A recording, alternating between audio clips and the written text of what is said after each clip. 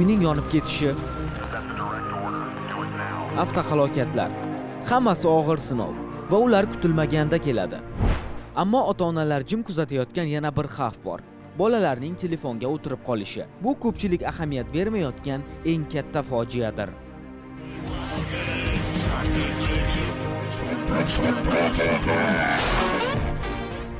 2025-yilgi statistikalarga ko'ra, dunyoda 8 yoshgacha bo'lgan bolalarning 51% aynan mana shunday mobil qurilmalar mavjud. Ular bir kunda taxminan 2,5 soat vaqtini mana shunday telefonlarda turli xil videolar ko'rish va o'yinlar o'ynashga sarflayapti va ularni bugun televideniyega, umuman televizion mahsulotlariga qiziqtirish qiyin bo'lyapti. Chunki aynan mana shunday telefonlarda qisqa videolar va qiziqarli kontentlar ko'p topiladi va ularning vaqtini o'g'irlab qo'yishga sabab bo'lyapti.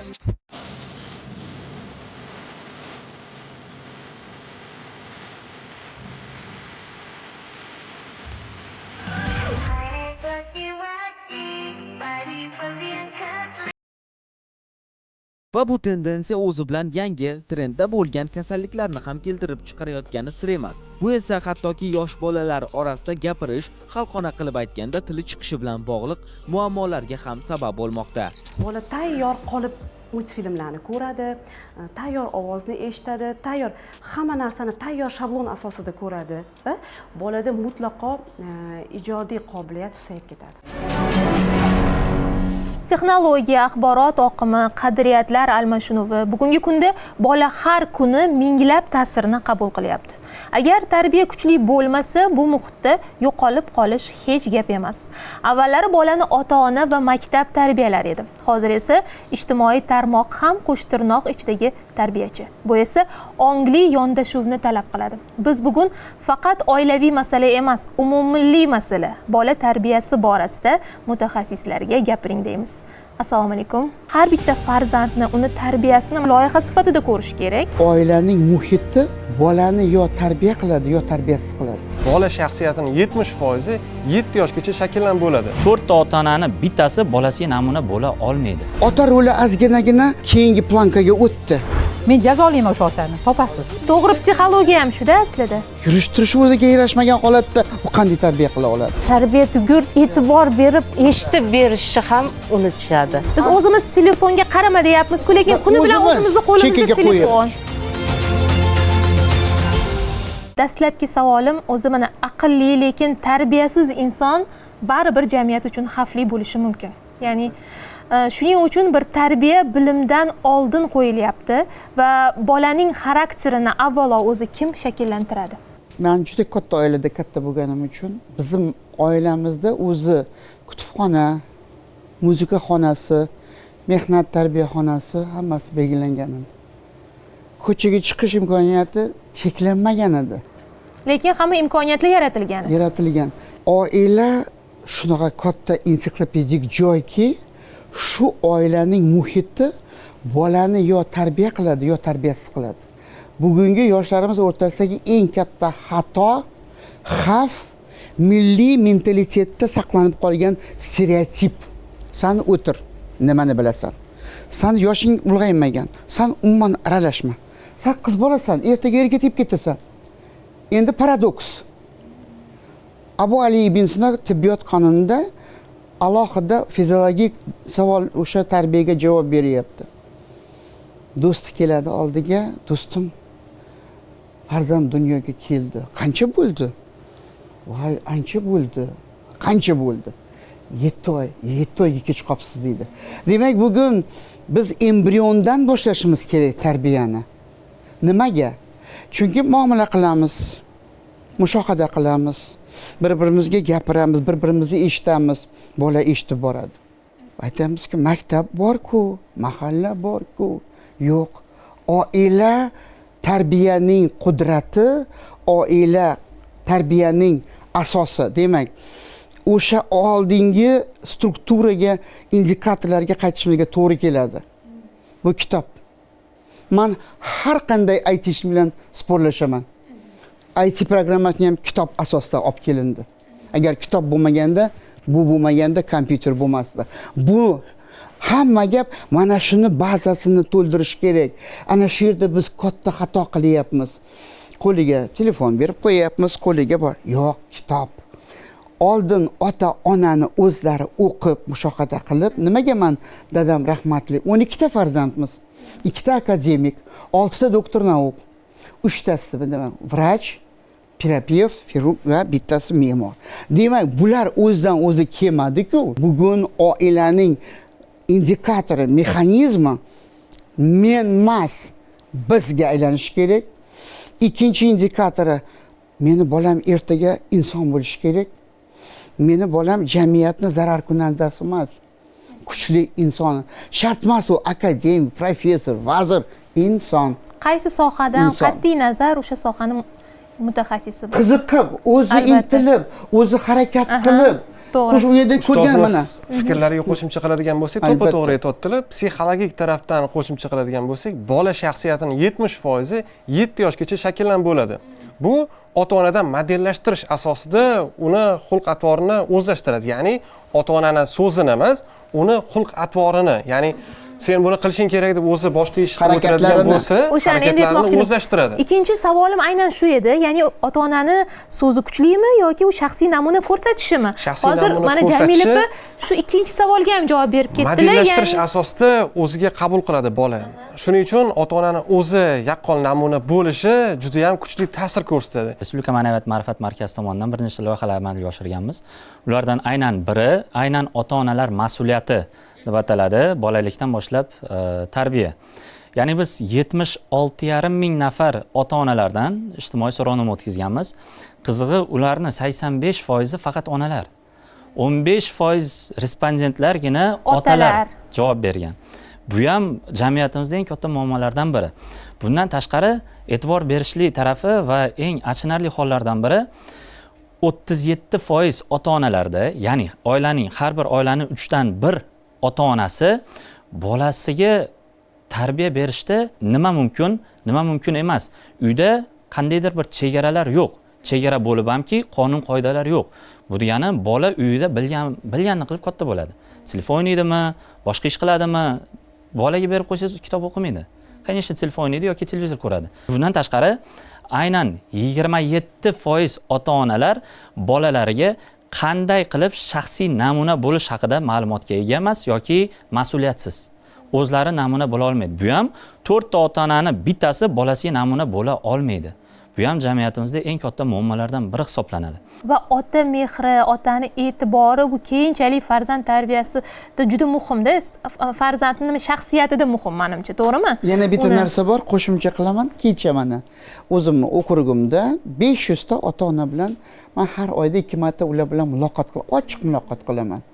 Kelinglar, bilasizmi? 3-4 soat davom etadi. Shunaqa qiziqishadi, shunaqa intilishadi. Paradoks. Bu 21-asrning ta'siri. Faqat onalar tarbiya qilishi. Ammo agar uyimizda biz o'zimizni milliy qadriyatlar asosidagi kitob javonimizni saqlab qolib, Al-Buxoriyni hayotini o'zimiz o'qib, otasi katta bo'ldi. Ona katta qildi. Hadis sultoni qildi. Bu paradoks emasmi? Ota roli ozginagina keyingi plankaga o'tdi. Ong ostida birinchi masala turibdi, oilani boqish. Ammo bu chegara emas. Men qo'shilmayman bu narsaga. Birinchi ma'naviy oziqlantirish birinchi masala qo'yish kerak. Shuning uchun baribir ota-ona o'zi chegara qilmasdan, yana eski stereotipga o'tmasdan baribir o'sha o'zi otani yo'qligini bildirgan holatda ona u rolni ham bajarishi mas'uliyat deb, majburiyat deb, javobgarlik deb olsa, u bola albatta qabul qiladi. Nega? Al-Buxoriy ko'zlari ko'rmagan-ku. 5 yoshda madrasaga, masjidlarga olib borgan.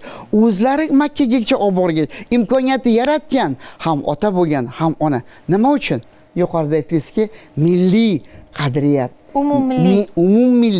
Umummilliy qadriyat.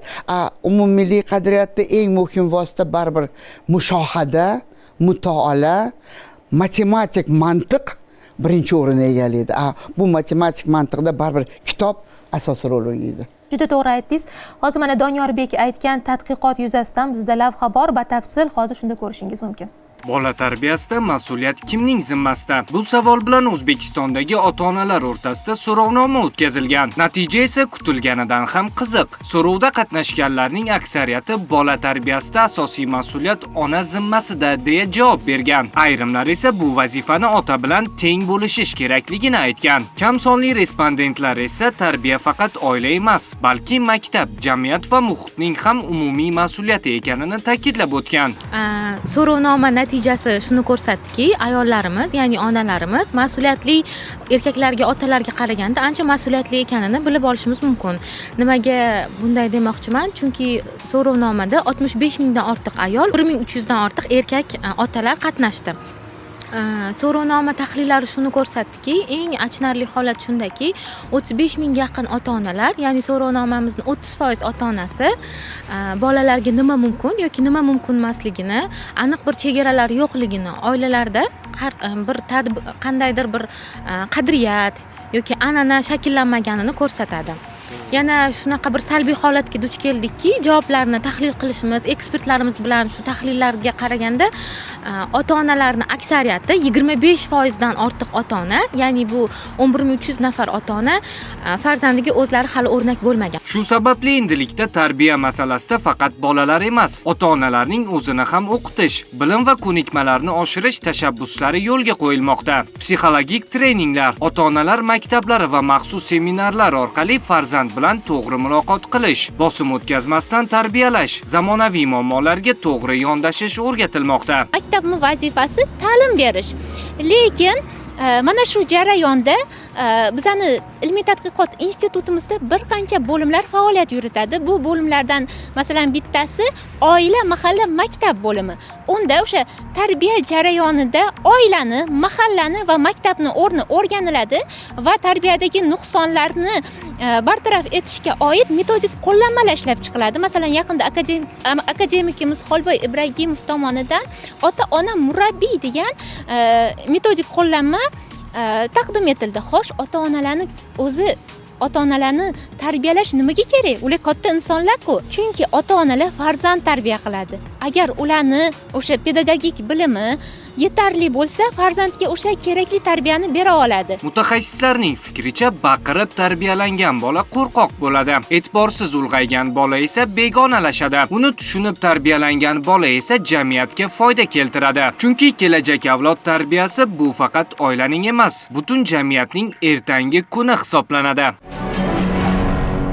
Bu otalar ham u istamaganidan tarbiya bilan shug'ullanmayapti emas, ya'ni shunga majbur.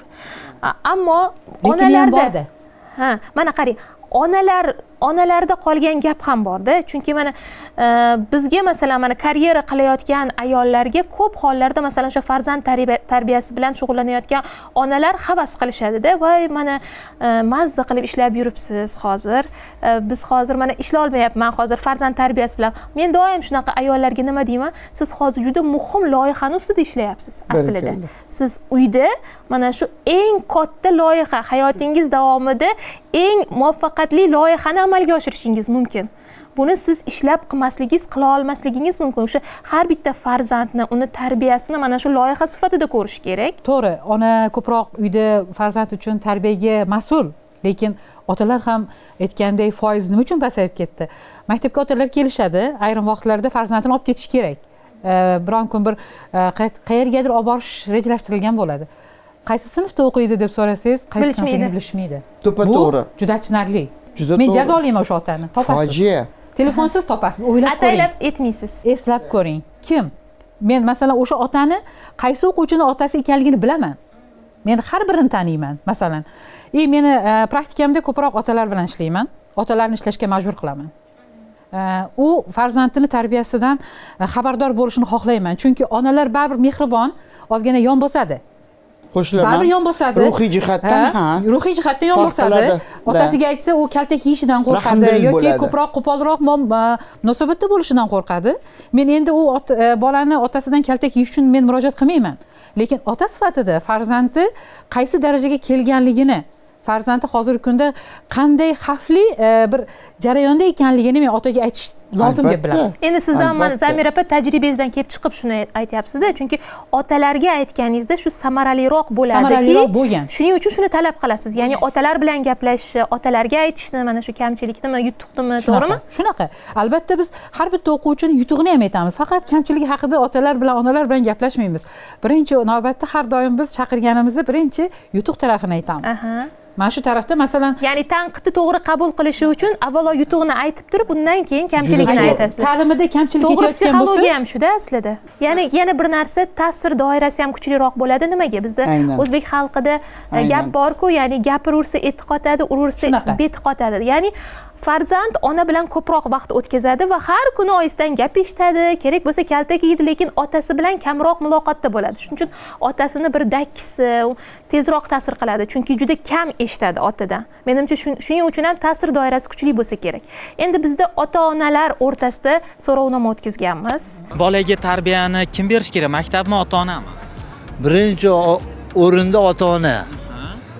Keyingisida maktab ham ozgina qo'l qo'shib yordamlashsa bo'ladi. Ota-ona tarbiya bermasa, maktab qanaqa tarbiya beradi unga? Ota-ona asosan tarbiya berish kerak.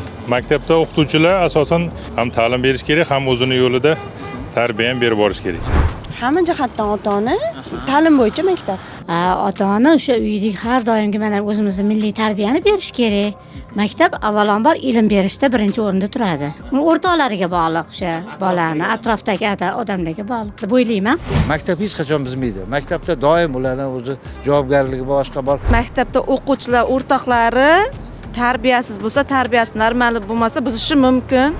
Farzand oilada qanaqa muhitda katta bo'lsa, maktabda ham o'zini shunaqa his qiladi. Kimni o'rni ko'proq deb o'ylaysiz bola tarbiyasida? Onani. Avvalambor ona. Farzandga ona tarbiya ko'proq berish kerak. Maktab o'z nomi bilan ta'lim yo'nalishida ta'lim berish kerak maktab. Mayli, qaysidir ma'noda tarbiya ham beraylik, faqat qisqa. Ya'ni maktab bilan bog'liq bo'lgan joylari. O'quvchi o'zini qanday tutish kerak, sinfdoshlarini qanday hurmat qilish kerak, ustozlarga qanday munosabatda bo'lish kerak degan joylarini mayli biz beraylik. Lekin shunday joylar bo'ladiki, u oila bilan bog'liq bo'ladi. U jamiyat, siz aytgan gaplar jamiyatdagi bazaviy manierasi yetiladi-da. U manierani maktabda o'zasida bu qaysidir ma'noda ma'naviyat deysiz ham bo'ladi. To'g'rimi? U odamning ma'naviyatini qaysidir ma'noda nafaqat maktab, nafaqat oila, mahalla bersa bo'ladi. Birorta to'garakka borsa, to'garak rahbari bersa bo'ladi. U bolani o'ziga bog'liqda, qattan qabul. O'zi masalan, mana axloqiy qadriyatlar bor-ku. Maktab bolani axloqiy qadriyatlarini shakllantira oladimi? Endi qarang, kechaga o'tkazgan, mana har oyda o'tkazamiz. 90% oila tarbiya qilsin deydi. Ota-onalar tarbiya qilsin deydi. Boshida sport polemika bo'ldi 1 yil oldin. Qarang, biz har oyda trening o'tkazaman, modullarni, indikatorlarni o'zgartiraman, mexanizmlarni o'zgartiraman, ota-ona tarbiya berish kerak degan xulosaga keldi.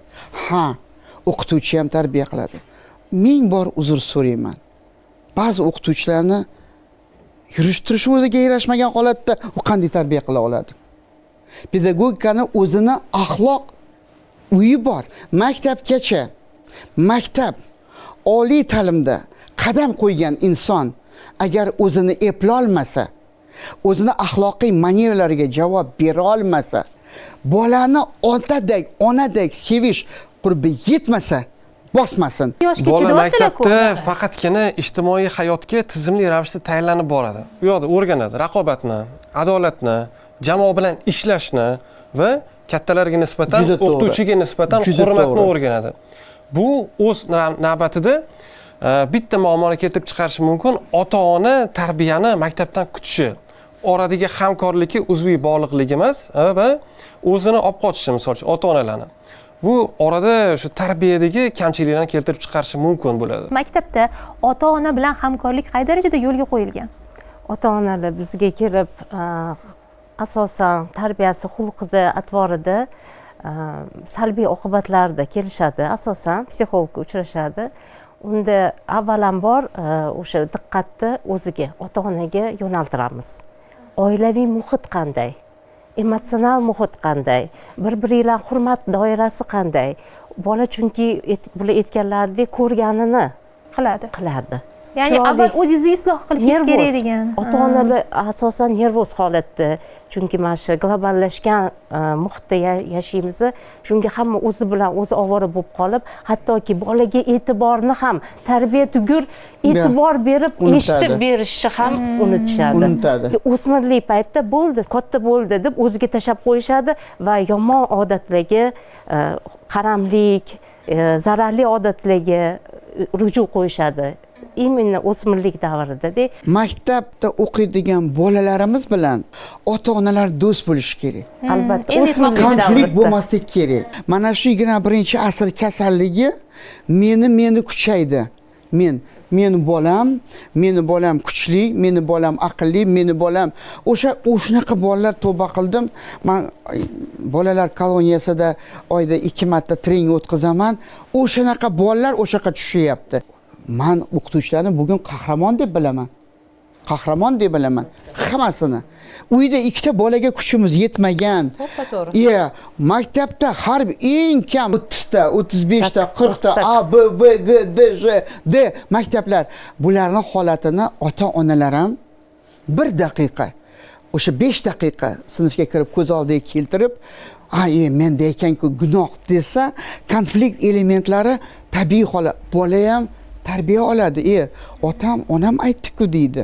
Men noto'g'ri qilibman, men madaniyatsizlik qilibman, o'qituvchimga nisbatan ma'rifatsiz qilibman degan xulosaga keladi. Shunaqa o'quvchilar borda, ularga ortiqcha gapirish hojati yo'q. Ular o'zi hamma narsani bilib qiladi. Darsini ham, kiyimini ham, hamma taraflama idealda.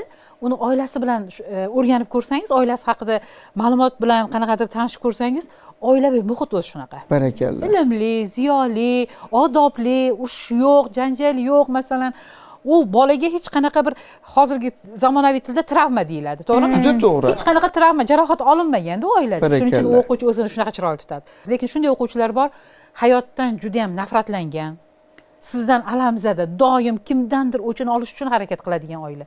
Uni oilasi bilan qiziqsangiz, oilada muhit o'zi shunaqa bo'ladi. Urushgan, zo'ravonlik elementlari bo'ladi. Albatta, ajrim yoqasida turgan oilalar, ota alohida, ona alohida. Onangga bor, otangga bor. Bola qayerda deb telefon qilsangiz, ayolimdan so'ra. Ayolga telefon qilsangiz, xo'jayinimdan so'ra. Mana shunaqa. Bu boladan biz nimani kutamiz? Eng yomoni Zamira opa, mana shunaqa do'st tutinmayapmiz farzandlarimiz bilan va farzandlar ijtimoiy tarmoqdan taskin topyapti. Ya'ni o'z sirini, o'zini ichki kechinmalarini bemalol ota-onaga ayta olish kerak bola. Ammo haddan tashqari bir qattiqqo'llik yoki beparvolik, e'tiborsizlik mana shu harakatga undayapti. O'z qo'limiz bilan biz farzandimizni ijtimoiy tarmoqqa tobe qilib qo'yyapmiz va media sohasida ekspertlarning fikriga ko'ra, yoshlar uchun internetdan foydalanish cheksiz imkoniyatlar ochish barobarida jiddiy xavflarni ham yuzaga keltiradi. Ular har safar internet va ijtimoiy platformalarga kirganlarida kiberbullying, turli zo'ravonlik mazmunidagi, jumladan bir o'z joniga qasd qilishga undaydigan kontentga duch kelishi mumkin. Shundan kelib chiqib, ko'p davlatlar turli choralarni qo'llash harakatida. Navbatdagi lavhada shu haqda so'z boradi. Dunyoning turli rivojlangan mamlakatlarida 14-16 yoshgacha bolalarni ijtimoiy tarmoqlardan foydalanishni cheklashga e'tibor kun sayin kuchaymoqda. Asosiy maqsad bolalar ruhiyatini ijtimoiy tarmoqlarning salbiy ta'siridan himoya qilish. Qayd etilishicha, ushbu yoshdagi foydalanuvchilar ijtimoiy tarmoqlarda bir qator o'ziga xos xavf-xatarlarga duch kelishadi. Masalan, dezinformatsiya va feyk xabarlar, firibgarlik, kiberbullying, o'z joniga qasd qilish, jinoyatchilikka undaydigan materiallar va boshqa holatlar. Misol uchun, so'nggi 2 yil ichida Amerika Qo'shma Shtatlarining bir qator shtatlarida voyaga yetmaganlar uchun ijtimoiy tarmoqlardan foydalanishni cheklash va buning uchun shtat doirasidagi yangi qonunlar qabul qilish choralari ko'rilmoqda. Bunda birinchi navbatda Facebook, Instagram va TikTok platformalariga urg'u berilmoqda. Shuningdek, Avstraliya hukumati YouTube video hostingini 16 yoshga to'lmaganlar uchun taqiqlangan platformalar ro'yxatiga kiritishga qaror qilganini bildirdi. Chunki voyaga yetmaganlarning 37% YouTube'da zararli kontentga duch kelgan. Afsuski, ijtimoiy tarmoqlarning salbiy ta'siri ko'rsatilgan holatlar 2017-2018 yilda 7% bo'lsa, 2021-2022 yillarga kelib 10% gacha o'sgan bo'lib, bu bolalarda o'z-o'zini qabul qilish, fikrlash va muloqot muloqot qobiliyatiga ta'sir qilmoqda. Bundan tashqari bu kabi qonunlarning ishlab chiqish zarurati turli darajalarda hukumat va parlamentda, xususan Buyuk Britaniya, Fransiya, Daniya, Rossiya va Qozog'istonda ham muhokama etilmoqda. Kontentni cheklash kerakmi yoki undan bir ongli foydalanishni o'rgatish kerakmi farzand? Aslida qarang, internetni cheklab bo'lmaydi. Salbiy ta'sir qiladigan kontentlarni cheklash shart. Urologiya markazida 10 yashar, 11 yashar, 12 yashar bolachalarimiz amaliyot qilinib, bitta ota-onasi qiziqib so'ramaydiki, qayerdan bo'ldi bu? Chunki bema'ni filmlarni kechqurun o'yga kelib ko'rpan tagida amaliy ochiq aytish kerak buni qo'rqmasdan. Shuning uchun mana 1 yildan men kurashyapman deputat sifatida. Umuman maktab sistemasida oliy o'quv yurti telefonni man qilish kerak. Shaxsan men o'zim faoliyat yuritayotgan maktabda biz cheklaymiz. Ya'ni telefon uchun maxsus joy bor, ustoz. Ertalab kelgandan bolani qo'ldan olamiz, biz o'sha maxsus joyga qo'yamiz. To soat 5 gacha maxsus joyda turadi bolaning telefoni. Lekin muammo uyda ustoz soat kechasi 10, 11, 12, 1, 2 gacha, hattoki soat kechasi, ya'ni sahargi 3 gacha bolalar ijtimoiy tarmoqda qolib ketmoqda. Mana 138-maktab Chilonzor tumani ibrat bo'lyapti. Va Jamila opa deydi, telefonlarni olib qo'ydik, oldin boshida biz bilan konfliktga borishdi deydi. Keyin telefon ortiqcha harakatda yosh kar bo'lib qolishingiz mumkin, radiatsiya. Tilingiz o'zgarishi mumkin, to'liq gapira olmaysiz. Uyqungizga ta'sir qiladi. 13-16 yoshdagi qizlarimiz, o'g'illarimizga patologik ta'sir qiladi. Ustoz, sizni bironta bir yutuqqa erishsangiz, ota-onangiz nima bilan rag'batlantirgan? Faqat kitob bilan. Mana hozirgi kunda ota-onalar unday rag'batlantirib bermayapti-da. Telefonni yangi versiyasini berishyapti-da. Lekin shu joyda bir narsani esdan chiqarishimiz kerak emas. Hozirgi avlod Z avlodda u texnologiyalar bilan tug'ilib yashayotgan. Misol uchun o'rta asrlarda Ibn Sino yoki Alisher Navoiy, Amir Temur davrida ham telefon bo'lganda, ular ham tabiiyki ular shu narsadan foydalanishgan bo'lardi. To'g'ri foydalanish. Ammo me'yorida. Ta'lim dargohlarida 5-6 soat vaqti nazorat bilan o'tadigan bo'lsa, uyga borgandan keyin bola bilganini qiladi. Ota-onalarimiz ko'pchilik nima qilishadi? Nazoratni qattiq qo'llik bilan amalga oshirishligi mumkin. Yo olib qo'yishadi yoki umuman cheklab qo'yishadi. Bunda nima qiladi bola? Albatta yashirib, u yolg'onni ishlatib yoki bo'lmasa bekitib kimnidir baribir telefondan foydalanishga harakat qiladi. O'sha bu yerda ham shu shaxsiy namunada biz o'zimiz telefonga qarama deyapmiz-ku, lekin kuni bilan o'zimizning qo'limizda telefon. Birinchi bo'lib Avstraliya 16 yoshgacha bo'lgan yoshlarga ijtimoiy tarmoqni chekladi. Ispaniya bilan Fransiya oxirgi etapida, o'sha yaqinda bu joriy qilinadi. Buni orqalaridan o'sha Britaniya, Gretsiya, boshqa rivojlangan davlatlar, ayniqsa Yevropaning ko'p davlatlari 15-16 yoshlilar uchun ijtimoiy tarmoqni cheklash bo'yicha chora ko'rishyapti. Bu aynan butun internet tarmog'ini emas, bolani ongsiz tarzda ongiga yomon ta'sir qiladigan platformalarni cheklash nazarda tutilyapti. Va bu juda ham to'g'ri usullardan biri. Bolaga internet kerakmi? Marhamat, google.com ma'lumotlaringni ol. Lekin mana bunday sani ongsiz tarzda ongingga kirib seni ota-oning berish kerak bo'lgan tarbiyani mutlaqo teskari yo'nalishdagi tarbiyani, shu tarmoq zaharli tarmoqlarni, ma'naviyatsiz tarmoqlarni shu yerdan olyapsanmi? Kechirasan, bunga senga cheklov qo'yamiz. Sababi sana ota-oning bo'lmasligimiz mumkin, lekin sen bizni yurtimizni, bizni jamiyatimizni a'zosisan. Senga biz ham mas'ulmiz degan xabar turadi davlat tomonidan. Aynan mana shuni ham Qozog'iston misol uchun hozir ko'rib chiqyapti, buni cheklashdi. Qo'shni davlatimiz bekorga bular cheklamaydi. Bizda cheklov bo'lmagani uchun cheklovgacha bolalarimiz miyasi zaharlanib, patologik, fiziologik kasal bo'lmasligi uchun ota-ona cheklov vazifasini bajarishi kerak. Shu fikringizga 100% qo'shilaman va o'zimni qo'shimcha fikrimni aytmoqchiman. Nega biz ko'p ota-onalar davlat darajasida qaror chiqishini kutib o'tirib, bu cheklashni kutib o'tirishimiz kerak. Ungacha ham misol uchun o'zimiz nazoratda me'yorida saqlab borishimiz mumkin-ku. Misol uchun ovqatlanish davrida misol uchun ota-ona bilan ovqatlanib o'tirmizmi? Telefondan foydalanish mumkin emas. Yotoqxonada telefondan foydalanish mumkin emas. Aynan shuni aytmoqchi edim. Yoki bo'lmasa, dars stolida faqatgina mashg'ulotga oid narsalardan foydalanasan, gadjetlardan va boshqa paytda nimalardan foydalanyapsan? O'zing darsingga tegishli narsalarmi? Xo'p, ko'rsin. Bir voqea yuz berdi. Aynan bir umuman o'quvchilar guruh bo'lgan. O'sha ijtimoiy tarmoq emas, qanaqadir o'yin, mafiya o'yini masalan. Endi biz soat 5 gacha bo'lgan davr uchun javob beramizda o'quvchini. Undan keyingi davr uchun u ota-ona mas'ul, to'g'ridan to'g'ri. Kechasi o'sha 2,5-3 skrinshot ko'rdim. 2,5-3 ta o'quvchilar guruh ochib, qanaqadir mafiya o'yinini o'ynashganda. Bu jarayonni ko'rganimdan keyin men e'tiroz bildirdim. Bu bolani sog'lig'iga, psixologik, ruhiy ta'sir qilish jarayoniga, ko'z nuriga, ertangi kuniga dars sifatiga ta'sir qilishini yozdim. Guruhda umumiy yozdim. Bir ona norozi bo'lib menga javob tariqasida javob yozishdi. Biz 2,5 da bolamizni nazorat qilishga hech qanaqa vaqtimiz yo'q. Ya'ni bizda ham shaxsiy hayotimiz bor. Biz farzandimizga quldek muomala qila olmaymiz. Men farzandiga hech bir ota-onani quldek munosabatda bo'lishini tarafdor emasman. Uni o'zim shaxsan qarshiman. Chunki ular bizning kelajagimiz, men doim aytaman. Biz ularga ertangi kunda ishimiz tushadi. Ya'ni kelajagimiz, xohlaysizmi yo'qmi, biz ularga murojaat qilamiz shifokor sifatida, masalan, o'qituvchi sifatida, psixolog sifatida. To'g'rimi? Jamiyatda ularning har birining o'rni bo'ladi ertaga. Biz shunaqa kadrlarni tarbiyalash uchun, ta'lim berish uchun faoliyat yuritamiz har birimiz aslida. Ota-ona ham xuddi shu maqsad bilan harakat qilish kerak deb o'ylayman. To'g'risi u onani javobidan men juda ham xafa bo'ldim. Yana qo'shimcha qilib aytmoqchiman, bularning ota-onalari qanday javob berganlariga nisbatan onani o'zini qabul qilishi, noto'g'ri idrok qilishi, noto'g'ri umuman o'zi tarbiyasizlikka, o'sha ko'r-ko'rona kontentlar, ya'ni Reelslar, TikToklar, YouTube'lardan o'zicha olib anaqa informatsiya, ma'lumotlarni olib, o'zimni hayotim bor. Bu ego emas, bu egocentrizm hisoblanadi. Ya'ni 2gacha bolaga ahamiyatsiz bo'lsa, meni hayotim boshqa, farzandimni, ya'ni voyaga yetmagan farzandi hayotini alohida qildimi, bu noto'g'ri idrok etish. Qattan idrok etgan bo'lsa ham ma'lumotlardan olib, u noto'g'ri. Voyaga yetmaguncha ota-onalar bolaga mas'ul va majbur.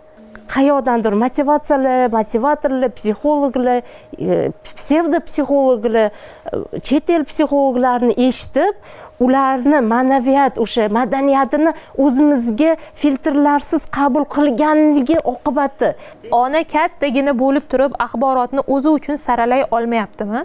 Farzandi qanday qilib saralab olsin? Hozir bitta onaning fikri bilan bu jarayonni tushuntirib berdim. Bunaqa fikrda juda ko'p ota-onalar bor. Hattoki shunaqa murojaat ham bo'lgan. Iltimos o'sha nazoratga olib bering, kechasi o'quvchilar mana shunaqa soat 10-11 da yig'ilib olib, u gruppovoy onlayn o'yin o'ynayapti. O'shani nazoratga olib bering degan kerak bo'lsa ota-onalar ham bo'lgan. Ayrim qo'shtirnoq ichidagi o'zini farzandining kelajagi bilan u darajada qiziqmayotgan yoki siz aytayotgandek turli beparvo bo'lgan kontentlarga berilib ketgan, o'zini hayotini kerak bo'lsa ijtimoiy tarmoqdan chiqarib ola olmayotgan, Instagramda, TikTokda, turli ijtimoiy tarmoqlarda farzandi uchun vaqt ajrata olmayotgan ota-onalar uchun taalluqli-da bu o'z aslida, yoki jamiyatdagi insonlar uchun aslida bu. Demoqchimanki, bu faqat bitta ota-ona bilan emas, bu bir nechta ota-ona bilan bo'lgan jarayonlar ham desak bo'ladi. O'sha o'zini farzandiga o'zi kechasi so'z o'tmasdan yoki telefonini turli rejimlarga qo'ymasdan turib, o'zlarida katta bir muammoni bartaraf etmoqchi bo'lgan ota-onalarimiz ham yo'q. Ko'rsatuvimizda sun'iy intellekt, sun'iy idrokka ega ekspertimiz ham bor. Ismi Donoxon. Keling shu Donoxonga ham bir savol bilan yuzlanamiz.